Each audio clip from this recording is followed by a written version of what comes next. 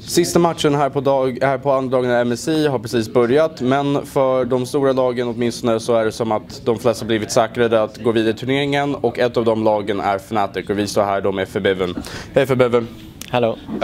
Quite a busy day for you, to say the least. How do you feel now after everything? The game against SKT was really exciting, and I really hoped that we would have won it. Yeah. It was really close, and we made some really sloppy mistakes, but we learned a lot from all of this. So the second game, we played against. It's not actually my fault. We played against Besiktas, right? Besiktas, but we played against another team. Edward. Yeah. Edward game. Yeah, that game was really horrible from us because the Chinese teams, they play so aggressive, and we are not used to. For example, our bot lane lost our flash at level 1, and they just fully commit on that, and they just snowball from that, and we just didn't play safe enough, and they just took the game from. We just lost it in 5 minutes, and the game against Besiktas was pretty clean.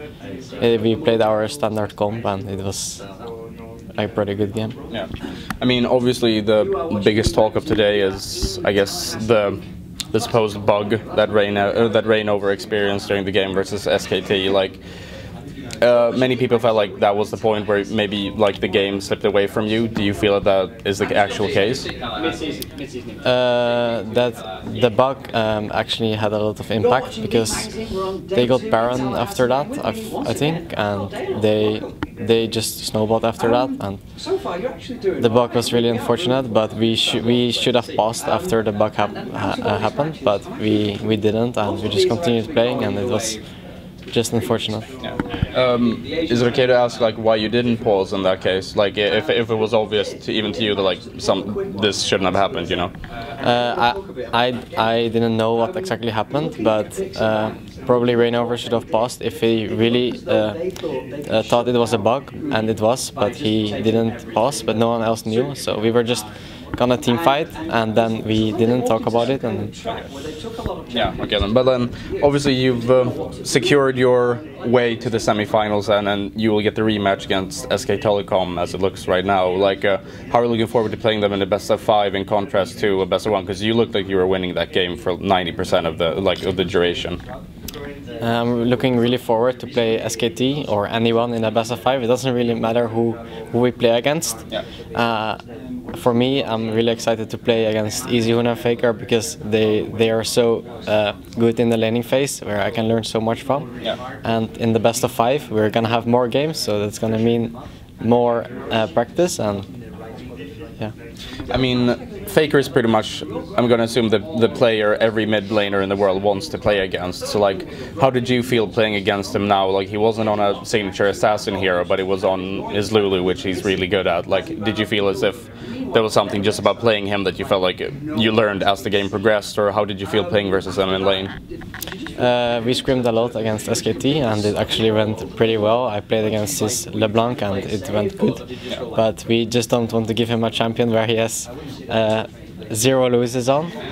And in this game, I actually lost my lane as well. I was 20 creeps down because this guy he clicks so fast, and he's like almost not hittable by any skill shot, because we're playing on 7 ping, and it's not possible to hit this guy with a skill shot because his mechanics and reaction timing is just so crazy, and I've never played against such a guy. I mean, if we just look back to the first day of the tournament, you started it off by defeating TSM in a very convincing game, but then like. As the day progressed, you lost against HQ, who then managed to beat TSM earlier today. I mean, did it feel weird perhaps to like beat one of the favorites like the first game of the tournament, and then, you know, perhaps lose in a very upsetting fashion to HQ? Like, what's your outlook on them as a team? Against TSM, we were pretty confident because we thought they were not the best team. And against HQ, we made they just play similar like the Korean and Chinese teams, really aggressive, and we just lost the game in 5 minutes, and they just totally rolled over us, and there was not much to do. Yeah, But I mean, like, does it feel as if do you feel like they, do you feel like HQ specifically are on a higher level in comparison to like maybe EU and NA teams now, or do you think that SEA is like behind them too? Because that's been the preconceived notion in previous seasons. I'm not sure yet because we just play one best of one, so it's really hard to tell. But in that game we just made, we didn't know how to play our comp correctly, and if we knew how to play our comp correctly, we outpicked them really hard. But we failed, and they did a really good job. And I think that Chinese and Taiwan and Korea are a step above EU and NA for sure. Do you have any opinion on or thoughts on TSM's performance in this tournament, as they, like I said before, that they came in as looking as favorites for the West, and then they kind of flame out 1-4 and don't even advance past the group stage, or potentially may not advance past the group stage. So I mean, like, how do you view that? Did you expect them to perform like this? I expected TSM to that they would put Bjergsen on the carry champions, but so far it's been playing Ziggs, Cho'Gath, and this kind of things. And I always seen TSM winning because Bjergsen is either winning his lane really hard, or they just lose because they don't win the mid lane, and then they just lose every lane. And yeah. Okay. I don't really have much more to add. So, any final words, shout-outs, or and just yeah. I would like to thank my family and all our sponsors. Thanks a lot.